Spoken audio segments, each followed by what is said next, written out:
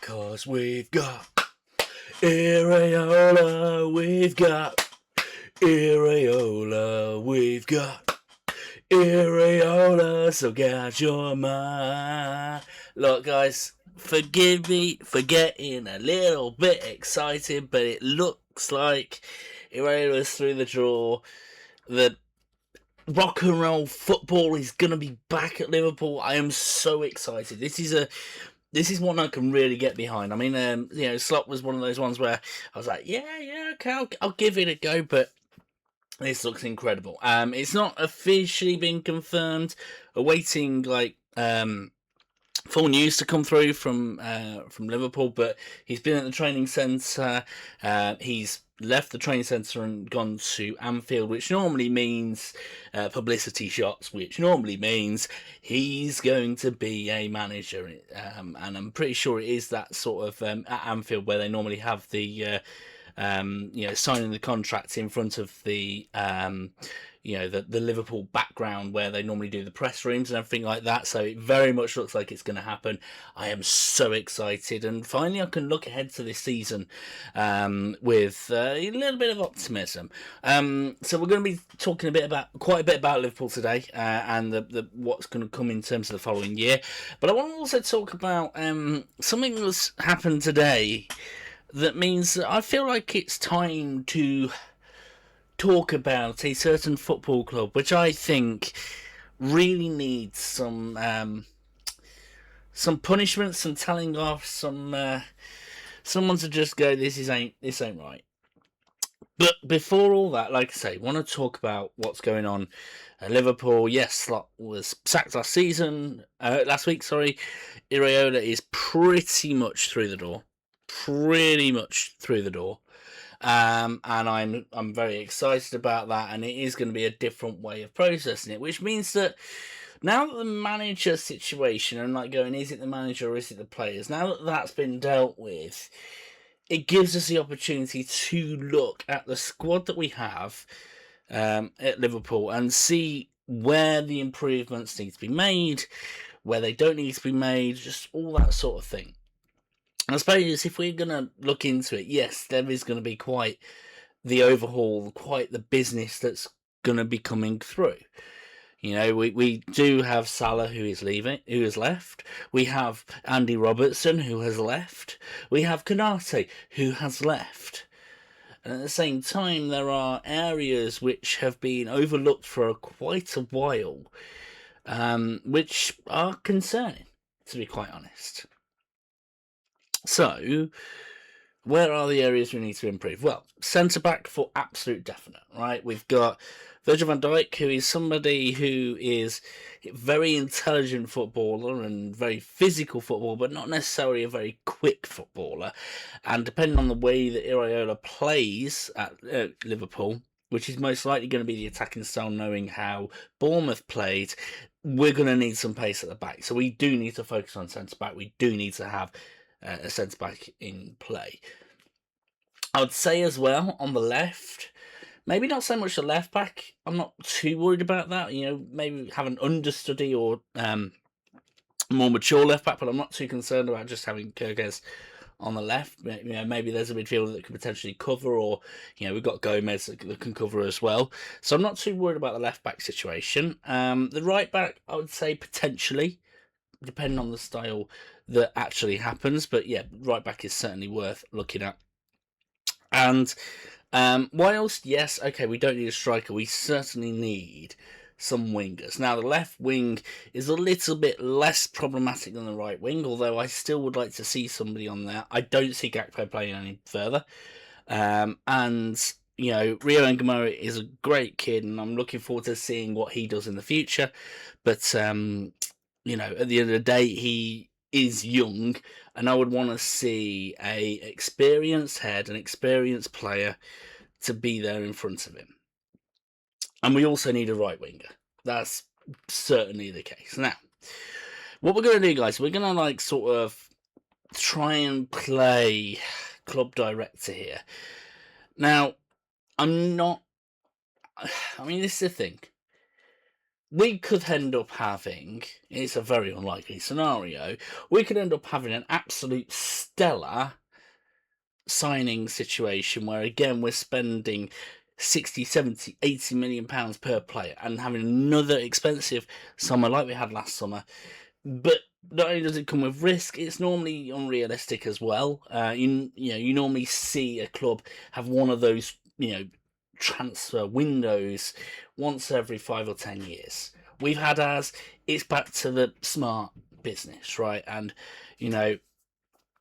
it's looking ahead. So what I've done, right, is I have had a look at the players that are going to be out of contract in 2027. They've got a year left on their deal. Now, for those of you that aren't aware of the reasons why we might look at those sort of players, players that are at the end of their contracts will then obviously go to another club for free.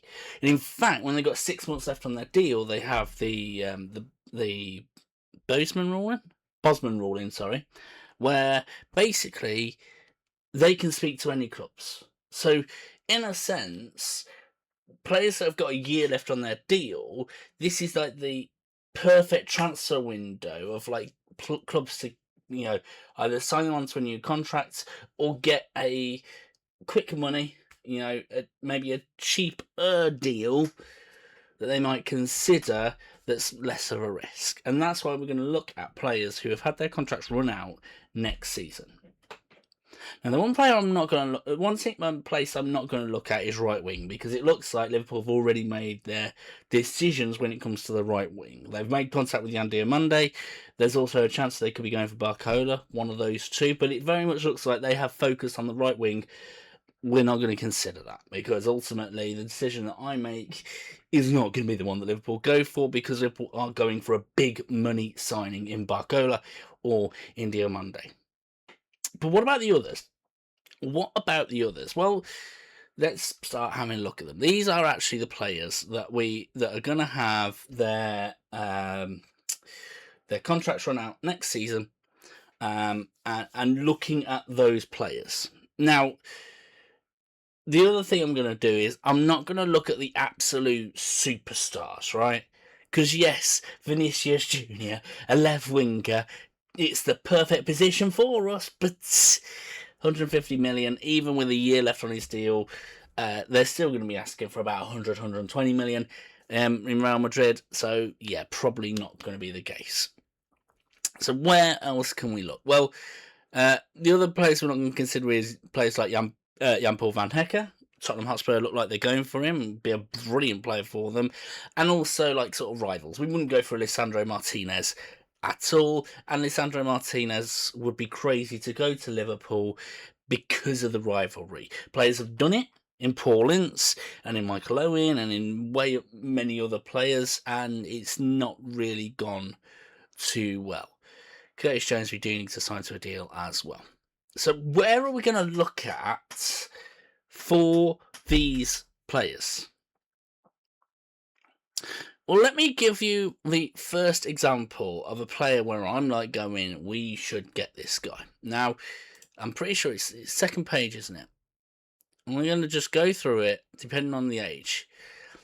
Now, I think a good couple of options that could be the case is, and I don't know if you guys can see it, it might not be big enough. Let me just see if I can make it bigger so you can see it. There we go. Is Chris Richards would be a great option. That's better, isn't it? Oh my goodness me, I've ruined this already, guys. Chris Richards could be an interesting option to potentially go out for Crystal Palace. He's been a solid centre-back pairing alongside Maxence Lacroix. Lacroix would be another good option potentially to get from Crystal Palace. I don't know how many years he has left on his deal. And they're currently playing in the Europa League. Might be a good shout to give them a chance. Another good option would be David Raum. Now, I know he said we wouldn't look at left-back, but Kirkes is young. And it'd be good to have an experienced left-back, one that knows how to do their defensive duties, someone to bounce off. Ultimately, we had the situation when it came to Andy Robertson. When he came, he was very attacking and he had to learn to be defensive. Maybe Kirkes could learn off David Raum as left back. I mean, this could also be a different option that if we were to try Kirkes at left wing, that Raum could be left back, and maybe that could be the alternative strategy. I wouldn't look at Mikolenko, obviously, for obvious reasons. And again, similar sort of situation with Tyreek Mitchell. Tyreek Mitchell is a fantastic player for that sort of thing. But the first player that stood out to me when talking about everything that we've been talking about, and first two players actually within a couple of lines of each other that made me go, yes, is Pascal Struijk for Leeds as a centre-back pairing, potentially with Van Dijk. I mean, they're both Dutch as well, so that could end up being an extra benefit. And Kaoru Mitoma for Brighton. Mitoma is a brilliant player, 29 years old, a good player to have on the left wing that can basically play a good portion of matches with Rio Ngamoura as an understudy. You know, Ngamoura kind of burst onto the scene when he came into Brighton and was really good at that and knows how to, yes, score goals, but also put crosses in. And actually, that's the other thing that we need to consider when it comes to Liverpool, is we need to have players that are more focused on crosses than shots. Ultimately, we have got Ekitike, we have got Isak, we've got strikers that will score goals, not strikers like Firmino who will make goals for others. So that could be a really good option to cover our left wing, to cover the centre-back in Mitoma, Pascal Struijk. Fairly cheap options now. They're shown at 22 million. I wouldn't be surprised if you see like a 30-40 million pound bid for those. Nice, fairly inexpensive Premier League-wise for that. Now, another potential good example, I think we had to go a little bit further down the list. Bear with me a second while I try and find it. That's the one. Fikayo Tomori, another pacey centre-back.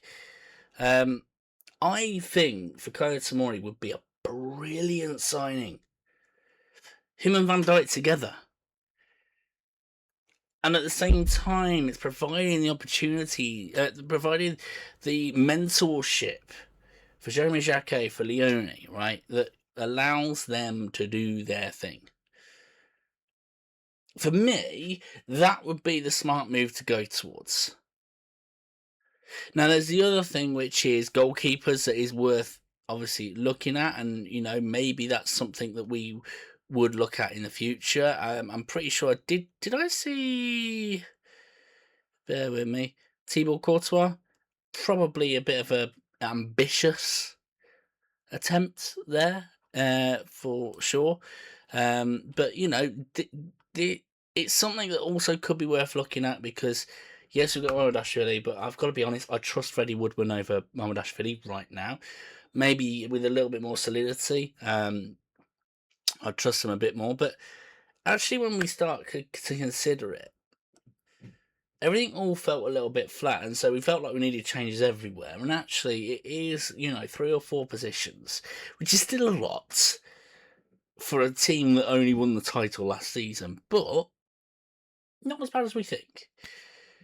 So those would be my potential options to cover over everything that we have discussed. David Raum, potentially to go for as a left back, left cover. Kaoru Mitoma as a left wing cover.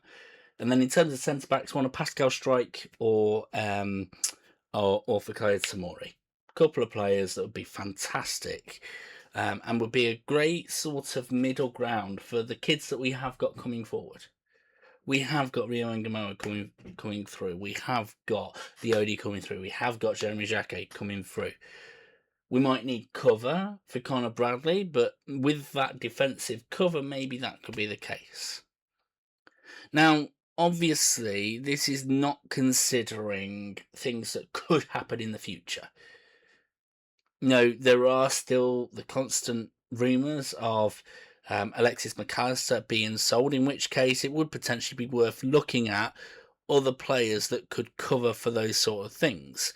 Maybe a Fabian Ruiz as a good, sort of solid player that'd be interesting to look at. Although, would he leave PSG? Probably not. Or maybe in terms of when it loads up, in terms of centre midfielder, is someone like, bear with me a second, there was one that came up for me. Was it on page 3, wasn't it?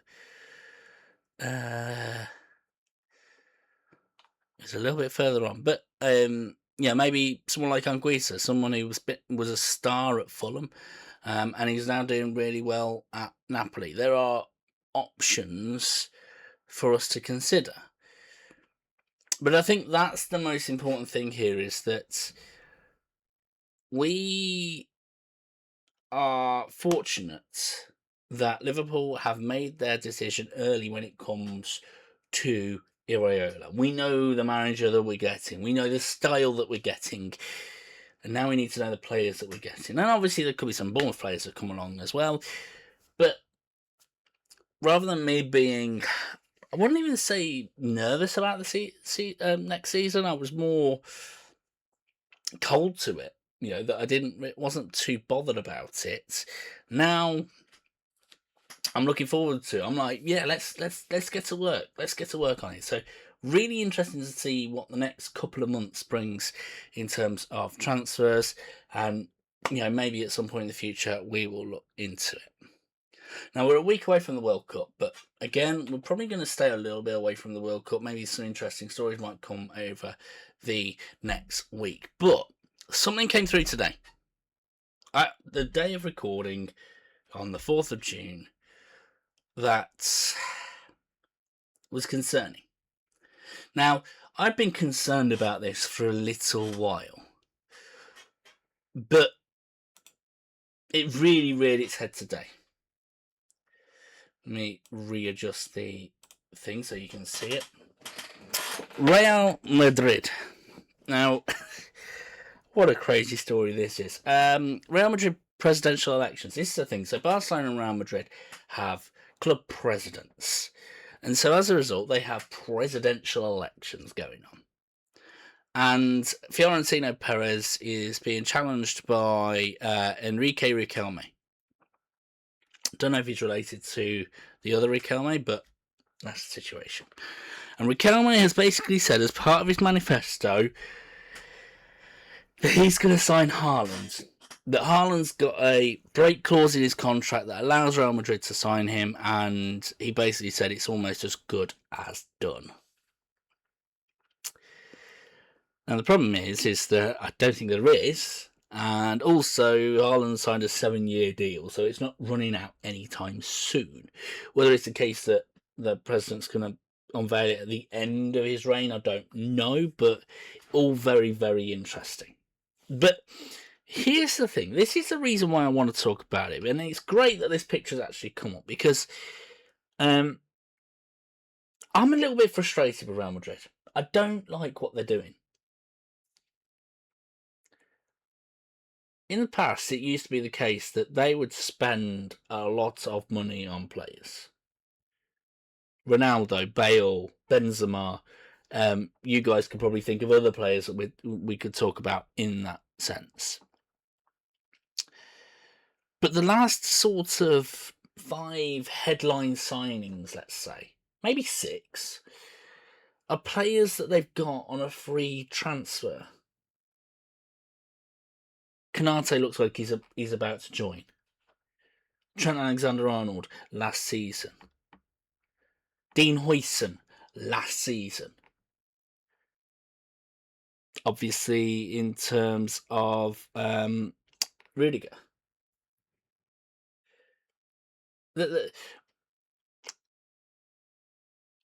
It gets to the point where it feels a little bit underhand.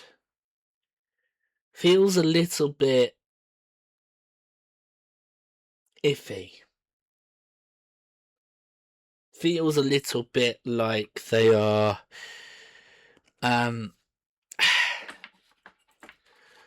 trying to use their presence alone to undermine other teams. Like,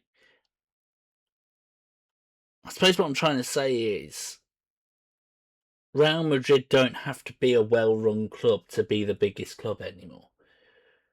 They can just use their status to bring in players. And I know there's a level of hypocrisy talking here, right? Liverpool, Manchester United, Chelsea, Arsenal, all have the similar sort of level in terms of the Premier League. I mean, we've literally just seen it with Andoni and Iraola, and I wouldn't be surprised if Iraola's leaving was because he was being offered a job at Liverpool. You know, so I'm not unaware of the hypocrisy here. But we had a thing a few years ago where clubs would get in trouble for tapping up players. In a sense, talking to players and saying, come to our club, whilst they're still under contract. And I know there's a little bit of weirdness about that. In any other job, you'd recommend your job. If you're in a good, well-paying job at a good company and there's a vacancy that's there, you'd recommend it to your friends if they've got the skills. So I understand that there is an element where it feels a little bit of a different world that we're talking about here, but ultimately these players are contracted and get paid quite a bit amount of money for it, so I can sort of understand it. And I suppose this is where the question comes in. Should Real Madrid get in trouble for this? I'm not talking about just what's happened here with the image rights of Haaland. I'm talking about, should Real Madrid get in trouble? Should there be investigations about these other situations going on?